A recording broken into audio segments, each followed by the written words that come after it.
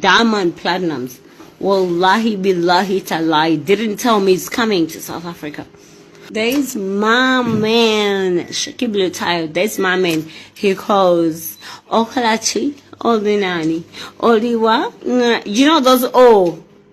I swear, us Ugandans, we love the O. Oliwa, Olinani, Okalachi, Okomao, Okomao, D, Okomao. Like Tifali mukubuza tata we 1 2 3 tewangambye Diamond agenda kuja bichi nemwe amuna enze mbade simanyi Diamond agenda kuja ngakuya waise msajao nange nompita. I'm like, I didn't even know he's coming. Wallahi billahi talai lado okunkwira nabana bange bona Singaza yabatanga birira ngambeza oza ndi committed disrespect nenebezawo kali mwana mutumanyi musemu muntu mugabe muntu mukodo kali mukaze mukuru yatuka demi yake ekikola ki ebya videos bingi nyo ebyayogeddwa nga probably byali badde biri private because to believinga oba olina omwagalwawo kiwali sinza okubanga okola kumuprotectinga mu public eye. Okay. Wabeerawo ebisigala nga byammwe ne public betwala nga bya public naye relationship zali azimbidde nnyo ku public nti ziba za public more than private. Twebuuze kibeere kigendererwa ki.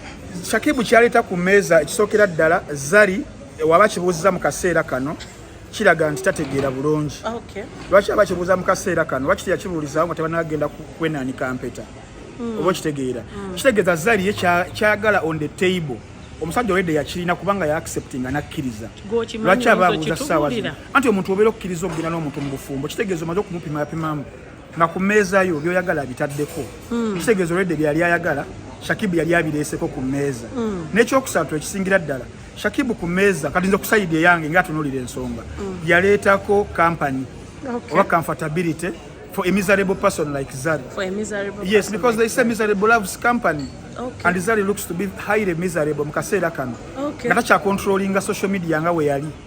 Abana inspiration bazifuna kubashira gashumba kati Anita Fabiola. Mukwano gwo naye bwe yayogedde ayina ebigambo byakoseza ebityobola. Anga kiriwa. Zari yagambye omukazi mukulu. Era mukulu Zari mukazi mukulu. Mukadde kituufu. Andi kati obuzibu mwina. Lwaki yabyogedde? Omuzibu mwina abana Uganda obukulu mukitwala nga kivumu.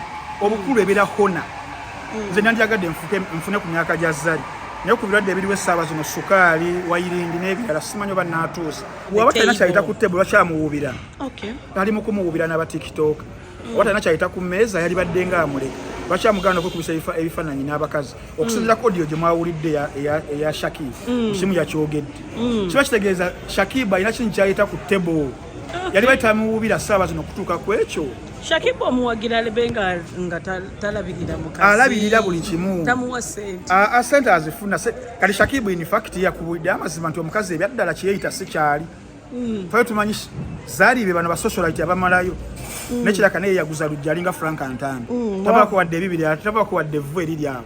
Bigambo bya Shakibu mu audio nze ntema atema nsonga. Naye nga Shakibu mukwano walivudde mu bufumbo obwo ng'obudde bucha wonoobuddamu gwo n'omanya Shakibu temikwano kyo tukutereddewo omubiri ofulumu obufumbo naye wooneegataneza ne mutuge yaffe ababeerera paka tayinza oba bage yaffe katira bantambi byabagala natusangayo kikyo naye fe tutaddeyo ebyaffe kubanga laavu yammwe mwagitwetera mu public so kati naffe katuteekeyo ebyaffe emba mutugeya ne muddiŋŋana fe weetuli time will exonerate us era it will end in tears.